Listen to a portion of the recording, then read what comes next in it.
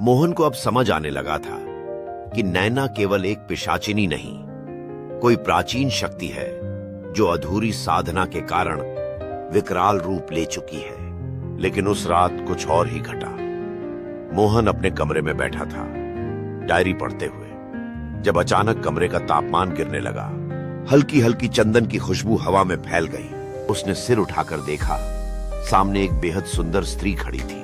लंबे खुले बाल, लाल साड़ी गले में, रुद्राक्ष की माला और आंखें जैसे किसी गहरे कुएं की तरह खींचती हुई। मोहन उठकर खड़ा हुआ, पर उसके पांव जड़ हो चुके थे। वो स्त्री धीरे धीरे पास आई और बोली, तुम्हें डर नहीं लग रहा? मुझसे मोहन की जुबान बंद थी, पर दिल की धड़कनें तेज तो पड़ी। उसने हिम्मत करके पूछा, तुम नैना हो? वो मुस्कुराई, लेकिन उसकी मुस्कान में कोई करुणा नहीं थी, सिर्फ छल था। मैं वही हूं जिसे तेरे बाप ने रोका था, पर इस बार मैं अपना अधूरा कार्य पूरा करूंगी। अब तेरी बारी है मोहन। मोहन ने पीछे हटने की कोशिश की, लेकिन तभी उसने अपनी हथेली मोहन के सीने पर रख दी और मोहन को एक तेज झटका लगा। उसे दिखा, नैना पहले एक आम स्त्री थी, एक सुंदर साध्वी जिसे सौंदर्य का वरदान प्राप्त था। पर जब उसने अघोरी विद्या में प्रवेश किया तो उसके गुरु ने उसकी शक्ति को सीमित कर दिया, और जब उसने बंधन तोड़ने की कोशिश की तो वही शक्ति उसे पिशाचिनी बना गई। अब वो ना पूर्ण रूप से देवी रही, ना राक्षसी। वो एक ऐसे अस्तित्व में फंसी थी जो प्रेम और प्रतिशोध के बीच झूल रहा था। मोहन को भी महसूस हुआ वो उसकी तरफ आकर्षित हो रहा है। नैना उसे अपने जाल में फंसाना चाहती थी, पर शायद कहीं एक अधूरी भावना भी थी।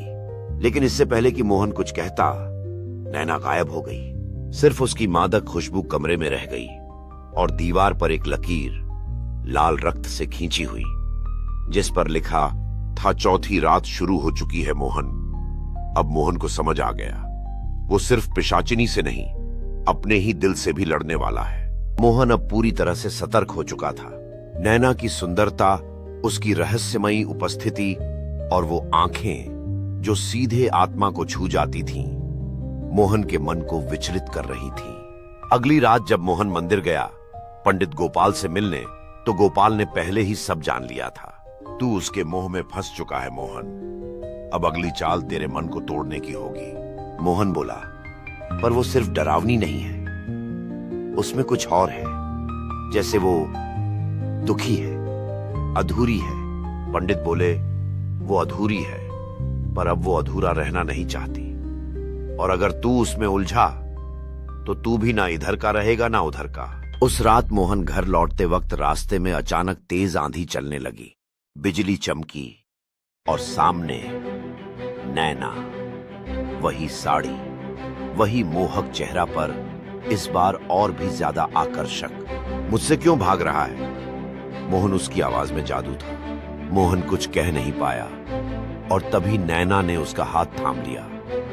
उस स्पर्श में ना डर था ना हिंसा, बल्कि एक तड़प थी, जैसे सदियों से कोई इंतजार कर रहा हो। नैना बोली, क्या तुझे नहीं लगता कि तेरे पिता ने मुझसे अन्याय किया? क्या प्रेम की खोज में साधना करना पाप था? मोहन उसकी आंखों में देख रहा था, और कुछ पल के लिए मानो समय थम गया। पर तभी एक झटका लगा।